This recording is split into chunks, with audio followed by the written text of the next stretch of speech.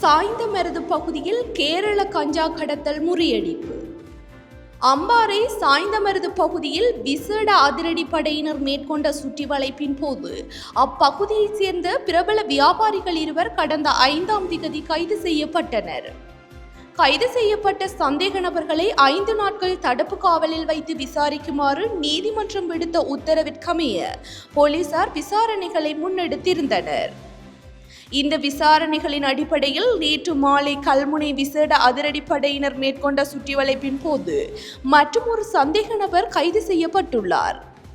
கைது செய்யப்பட்ட சந்தேக நபர் தனது வீட்டில் கட்டிலின் கீழ் கேரள கஞ்சாவை பதுக்கி வைத்துள்ளார்.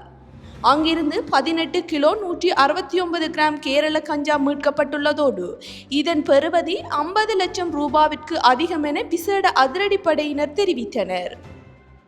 ஒராபி பாசா வீதியைச் சேர்ந்த 33 வயதான ஒருவரை நேற்று கைது செய்யப்பட்டுள்ளார்.